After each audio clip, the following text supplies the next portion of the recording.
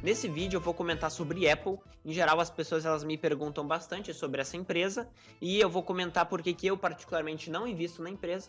Eu vou falar um pouco do histórico dela, os principais pontos, mas eu quero bem salientar porque que não é uma boa fazer a análise da empresa nem estudar o balanço dela. E depois ver como é que é o histórico dela nos últimos 10 anos mais ou menos, e ver alternativas para investir na Apple, e como que no meu ponto de vista você deveria pensar em investir se você quisesse investir em uma empresa como a Apple. Então, para quem é novo aqui, meu nome é Otávio Paranhos e nesse canal eu falo como você monta uma carteira de aposentadoria de longo prazo, pensando de forma global, investindo tanto no Brasil quanto no exterior, especialmente em renda variável. Então, assim, para começar, primeira coisa, eu gostaria de mostrar para você alguns pontos sobre a Apple para dar para você uma visão geral da empresa. É importante salientar que eu realmente não acredito que isso é saudável para as pessoas, não acredito que você deveria analisar uma empresa nem ler o balanço dela, porque a gente é claramente moldado pelas narrativas e histórias que ficam à nossa volta. Você pode achar meio estranho essa história toda de narrativas, mas isso já foi comprovado por diversas pessoas que ganharam o prêmio Nobel de Economia, por exemplo, o Daniel Kahneman ou o próprio Robert Shiller, que é um economista que mostra claramente que as pessoas são moldadas por narrativas. E eu poderia perfeitamente pegar o balanço da empresa e falar só coisas boas para você, ou pesquisar tudo que é ruim da empresa e falar só coisas ruins para você, e consequentemente eu conseguiria aí que fazer uma narrativa positiva ou negativa para a empresa. E é exatamente isso que os analistas fazem quando eles querem ou não querem recomendar um ativo. Então, assim, eu acho que não é positivo fazer o tipo de análise em cima do balanço da empresa para uma pessoa física, que faz muito mais sentido, como você já deve ter visto pelo resto do meu conteúdo aqui, você investir em um ETF, que basicamente é um fundo passivo que reflete regras objetivas, e aí basta, claro, você pensar e ver quais são as melhores regras, mas a partir disso você não ficar vendo empresas em específico, porque você sempre vai encontrar um motivo para você investir ou não investir numa empresa. Sempre tem um motivo. Então vamos lá. Primeira coisa, sobre a Apple, eu abri aqui o relatório da empresa, então a gente vai primeiro entender como que a empresa gera dinheiro, tá? Aqui a gente vê nos últimos 3 anos, 2017, 18 e 19, onde é que veio a receita dela, tá? A receita dela, como a gente vai ver, não subiu tanto, na realidade permanece mais ou menos estável aí desde 2012, 13 até agora, tendo um crescimento constante em linha com as outras empresas, ou seja, não é mais uma empresa de crescimento como ela foi no passado. Você vê que o iPhone, só um único produto, é responsável aqui por 54% das vendas, 142 bilhões de dólares. O Mac, que é o computador, praticamente 10%. Depois outros aparelhos, 9%. E depois serviços, que é um setor que está crescendo também bastante, está em mais ou menos 17% da receita hoje.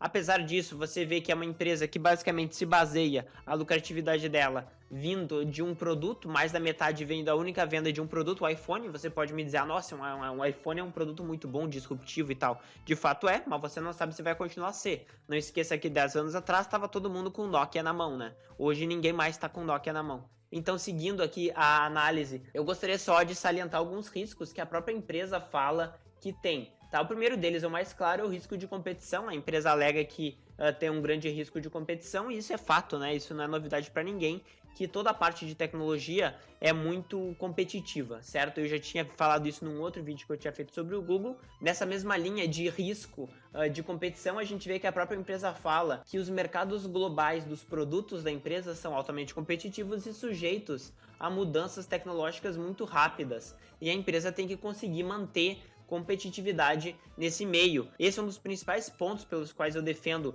investimento em ETFs, porque não depende do investidor acompanhar o mercado. Imagina se você tiver que acompanhar todo o mercado de tecnologia global para saber, de preferência antecipadamente, se a Apple está se dando bem ou não está se dando bem. Você sabe por acaso se ela está com boas vendas no Japão?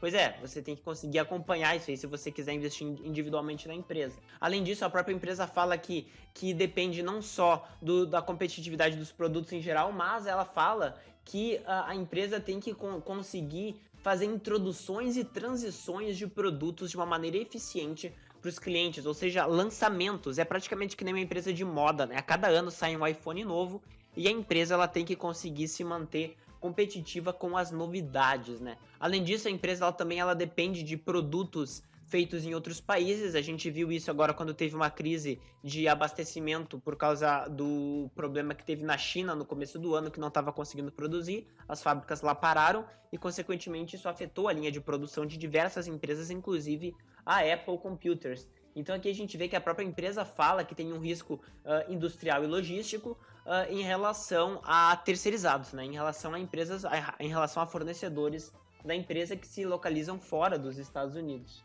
Além disso, outro risco que a empresa fala é que ela está sujeito a regras e regulações complexas e em que a empresa pode estar sujeita, por exemplo, a multas e outros tipos de penalidades, né? Isso a gente nota, por exemplo, em alguns países europeus que já aplicaram, inclusive, algumas multas contra a empresa por atividade anticompetitiva. Agora, analisando um pouco a parte da evolução contábil da empresa, quando a gente olha, por exemplo, a evolução da receita dela, a gente vê que a empresa teve crescimentos bem relevantes aqui de 40%, 50% ao ano ou mais, 80% ao ano, nesse período de 2006 aqui até 2012, que ela cresceu muito rapidamente, mas depois veio até uma estabilizada, que ainda aqui cresceu 30% e tal, mas outros anos caiu um pouco, ó, menos 14%, aqui 17%, aqui menos 5%, então você vê que ela era uma empresa de crescimento, deixou de ser uma empresa de crescimento, então você tem que ficar de olho nisso. Mais um dos pontos para você considerar investir em regras, e não em uma empresa que você contou uma história.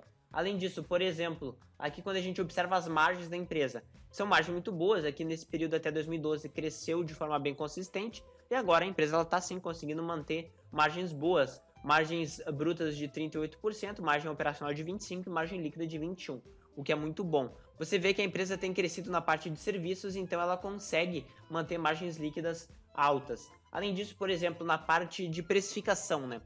A relação PL, preço em relação ao lucro, que é basicamente quanto que você paga para cada unidade de lucro que a empresa gera. Aqui a evolução do lucro anual da empresa por ação, e aqui você vê que ela tinha uma relação PL bem mais alta e depois ela ficou mais ou menos estável nesse período de 2012 até aqui 2018 e agora está dando um leve aumento, tá?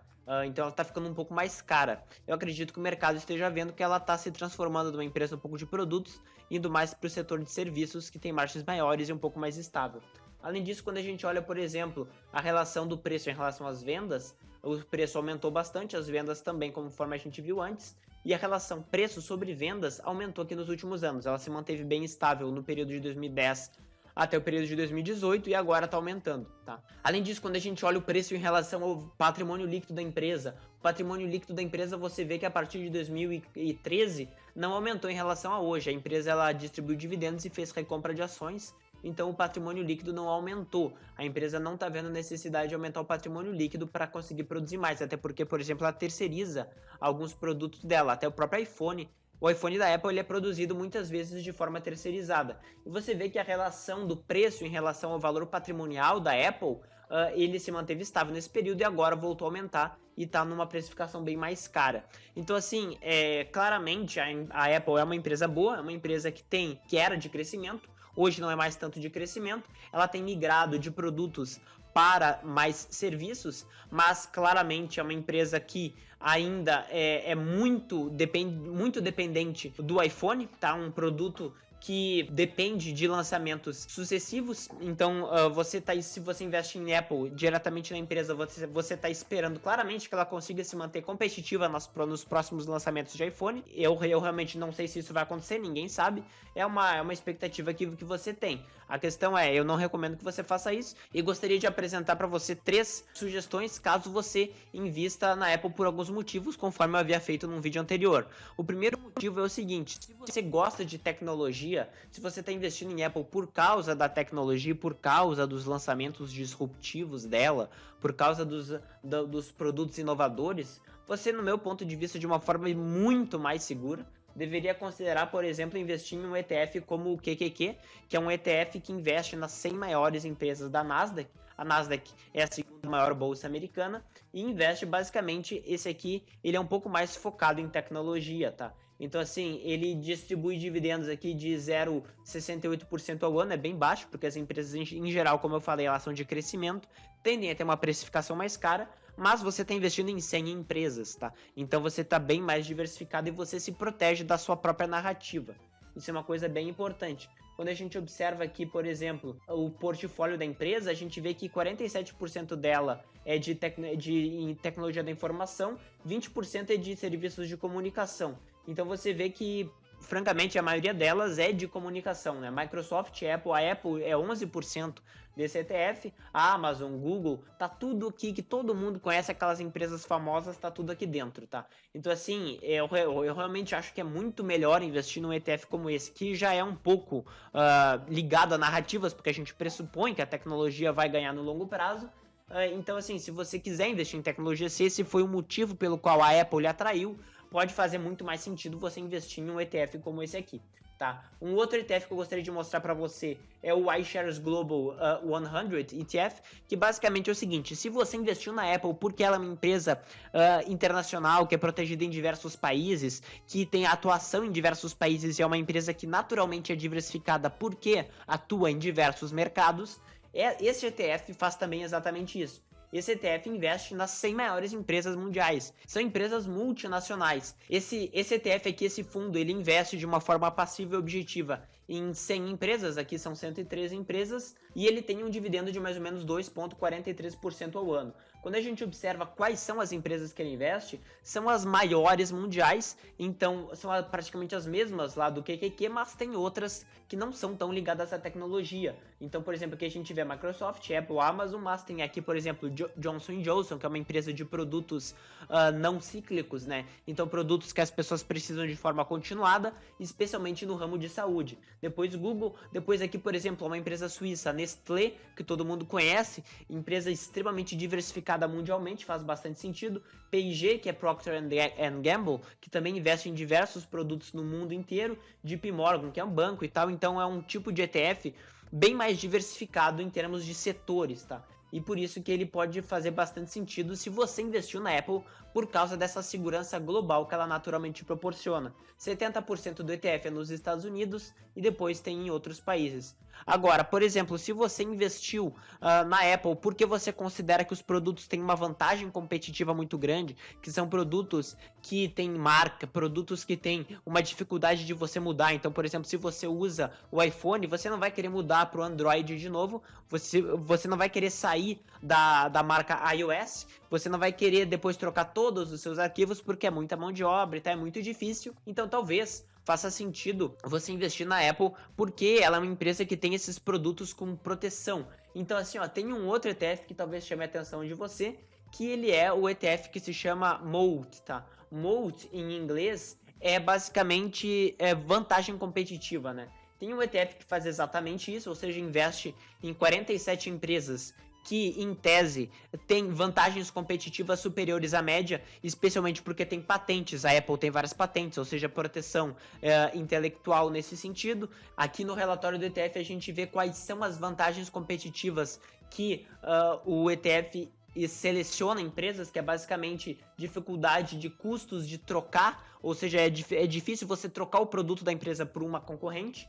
Além disso, ativos intangíveis, é a parte de marca, tudo que é relativo a patentes e a licenças regulatórias. Além disso, efeito de rede, ou seja, se uma pessoa usa mais, é mais benéfico para as pessoas que já usam. Então, por exemplo, se todo mundo tivesse iPhone, seria melhor, porque no caso você teria vantagens competitivas nesse sentido. Além disso, vantagens em termos de custo, que você consegue comprar muita coisa a preços mais baixos, e eficiência de escala, que é basicamente a mesma coisa. Esse ETF, ele basicamente seleciona empresas que têm essas características de vantagens competitivas. Se você investe na Apple por causa disso, talvez fizesse sentido você investir no MOAT, porque ele faz isso. Agora, é importante dizer o seguinte, esse ETF aqui, ao contrário dos outros, ele seleciona empresas de acordo com a equipe de pesquisa da Morningstar, tá? Então, assim, não é um ETF com regras totalmente objetivas. A equipe deles vai selecionar empresas de forma subjetiva, de acordo com esses critérios que eu falei, mas é de forma subjetiva, é uma pessoa física que vai escolher a empresa, mas de acordo com critérios, e eles selecionam as empresas com pesos iguais. Então isso já é um ponto bem positivo para tentar afastar a questão da narrativa em cima da sua seleção das empresas que você vai investir para o longo prazo, certo? Então, assim, quando a gente observa como eles selecionam, eles colocam aqui, eles fazem uma sugestão de quanto que eles acham que o preço está em relação ao valor justo da empresa, que, por exemplo, tem empresas que estão mais baratas em relação ao que eles acham que é justo, e empresas que estão menos baratas em relação ao que eles acham que é justo. Aqui a gente vê, por exemplo, Facebook, Microsoft, Amazon, Berkshire Hathaway, que é a empresa do Warren Buffett e tal. Então, assim, tem trocas periódicas, em geral a cada ano, de ações desse ETF. Então você vê que é um ETF que investe em empresas com vantagens competitivas. Então essas são 3 possibilidades que eu gostaria de trazer para você, se você considera investir na Apple, porque é uma empresa de tecnologia, ou porque é uma empresa que é diversificada globalmente, ou porque é uma empresa que tem vantagens competitivas acima da média. Eu realmente acho que você tem que prestar muita atenção se você vai investir em uma empresa por causa das narrativas que ela traz. Isso é bem perigoso, tá? A maioria dos gestores não consegue ganhar da simples média do mercado, porque especialmente cria narrativas. Os investidores pessoas físicas também, investidores pessoas físicas, e nisso eu incluo eu e você, temos rentabilidades, se a gente for investir em ações individuais, de 2 a 5% ao ano abaixo da média do mercado por causa disso, tá? E é muito claro isso, a maioria dos investidores acha que investe melhor que o coleguinha do lado, mas isso não é sempre verdade. Então, se você quer investir na Apple, pense nisso. Então, se você gosta desse conteúdo, dá um like para eu saber que isso interessa para você, e coloca aqui nos comentários para eu saber hashtag ETF ou hashtag ação individual, para eu saber o que você prefere. Claro que isso aqui é meio polêmico, depende do perfil de cada um, mas eu dei o meu ponto de vista, certo? Então se inscreva no canal e ative as notificações para não perder nenhum outro conteúdo que eu for colocando por aqui. Beleza? Valeu!